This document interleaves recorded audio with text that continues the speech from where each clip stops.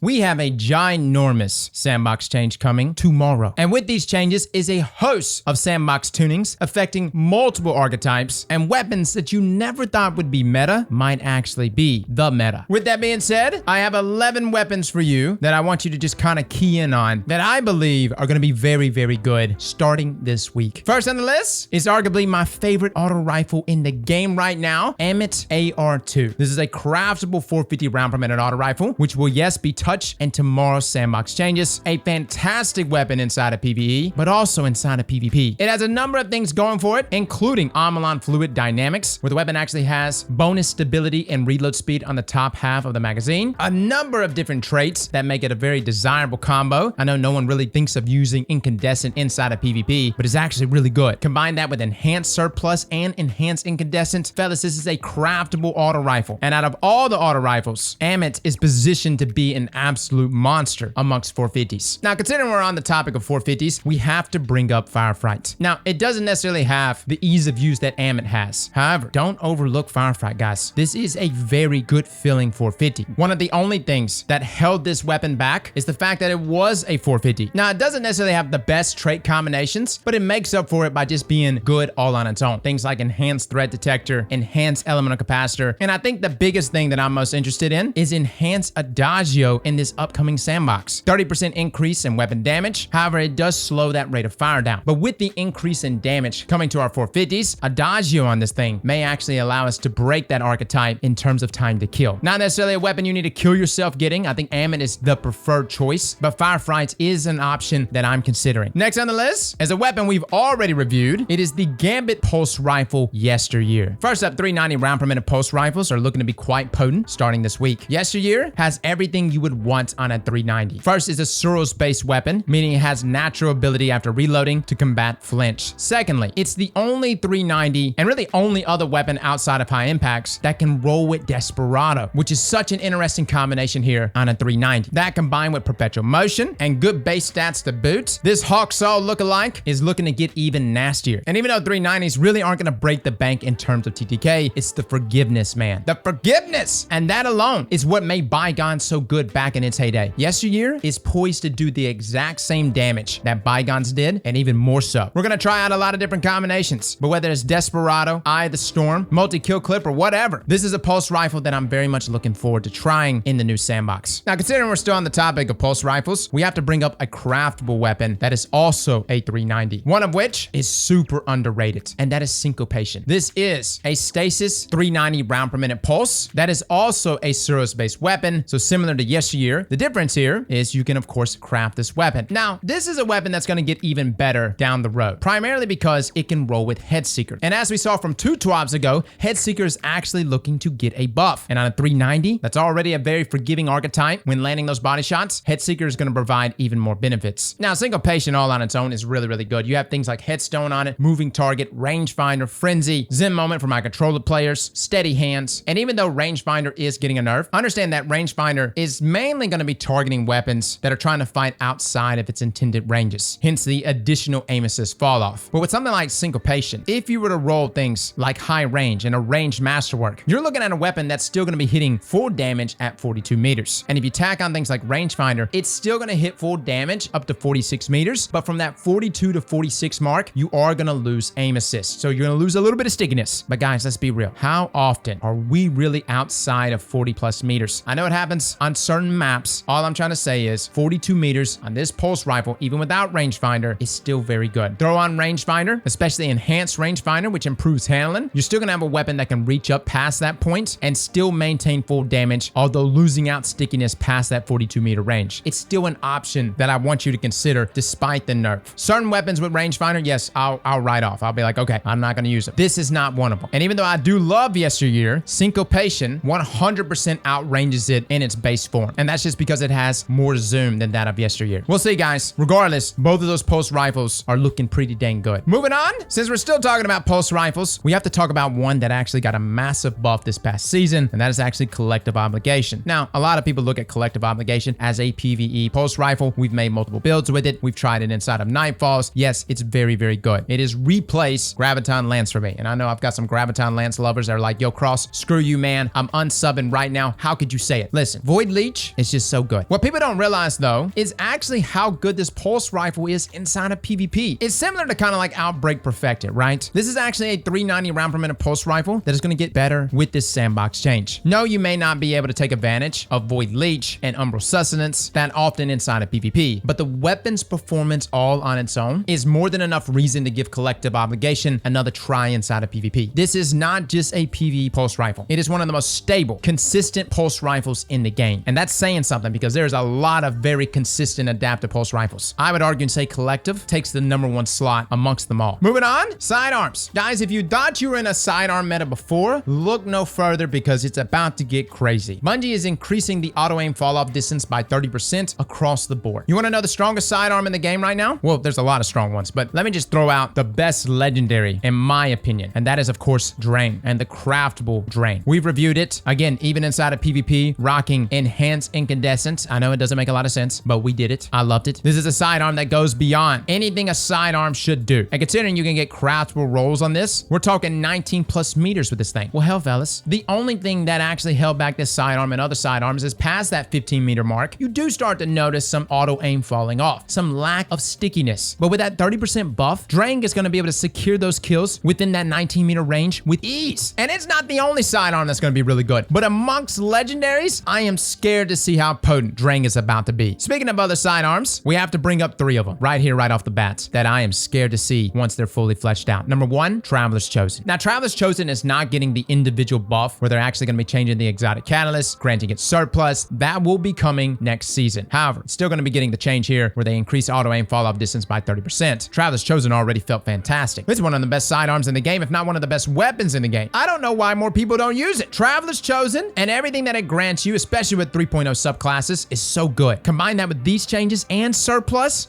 we are hovering on a sidearm meta. I promise you. Another sidearm that's actually been sneaking into the meta is Forerunner. Yeah, you saw that Jade Rabbit nerf coming. Yep, 150 round per minute scout rifles are getting slapped. High impacts are getting dealt with. GG, no time to explain. You want to know another weapon that's going to be benefiting from this auto aim fall off distance increase? Forerunner. That's right. This special ammo sidearm, which can 3-tap from ridiculous ranges, that kills so fast, that I personally use in trials every time I'm in a long range engagement. This beautiful weapon is going to get even better. So don't think that this increase here, the sidearms, it's just affecting the primary base sidearms. Oh, no. This is also going to be affecting Forerunner. Another sidearm to consider is one of which was only held back by its lack of consistency outside of those ranges, and that is of course Trespasser. Now I bring up Trespasser because it is arguably the fastest time to kill sidearm in the game and just one of the fastest TTK weapons out there. It's a burst fire sidearm. It kills extremely fast. It has an exotic catalyst that grants you tunnel vision and a super burst that can instantly melt you. The only other sidearm I'm more scared of than Trespasser after this change would be Dreg's Promise, and for the time being, that's not in the game. Give it time though, fellas. With this sidearm meta, I could see Bungie throwing that out at us coming very soon. Now moving into SMGs. Yeah, lightweight SMGs in particular are getting dealt with. Most notably Funnel Web. Shayura's Wrath is getting yet another nerf, as well as Friction Fire, which I find to be hilarious. The hell, Friction? You're just popping off too much, I guess. Precision Frames, despite that nerf to Shayura's Wrath, are actually getting a damage buff. And even though everybody is really focused on Shayura, obviously, I want us to actually leap back and check out Antiope, or Antiope, whatever the hell you want to call it. Fellas, this SMG has remained untouched. And if you got one in your vault, you're going to be a happy man, as you're going to have the furthest reaching SMG in the game, even past that of Shayura. With things like SC Hollow, range boosting perks, kill clip moving target, etc. This is an SMG that is now about to take the #1 slot when it comes to range submachine guns, especially with the Shayura nerf. By the way, this is like the second nerf coming to Shayura. Now, I say it's the #1 SMG, and it is amongst normal SMGs. But you want to know a submachine gun that is about to get even more busted with this damage buff? Osteo Striga. This kinetic Sorrow's SMG that is craftable, by the way, is going to be getting the damage buff alongside our other precisions. Fellas, we're in danger. You've seen us test out Osteo Striga. The tracking on it is crazy. Its ability to snack crits is crazy. And the only limiting factor was just the damage. 600 round per minute SMGs aren't necessarily the best when it came to TTK, but with the increase here in damage, this is just enough to allow Osteo to get even nastier. Fellas, I highly advise trying out Osteo as well as everything else on this list. These are all looking to be very potent, and I'm sure there's going to be others that even slip through the cracks, but these are the 11 main weapons that we're going to be clamoring to use first thing Tuesday morning. Again, guys, we will be live over on twitch.tv/Aztecross playing best for the loss and trying out all these new sandbox changes, feel free to come by. We'll literally be streaming all day long. Well, fellas and ladies, thank you all for coming and watching, and as always, Slap that like button like your mama told you right.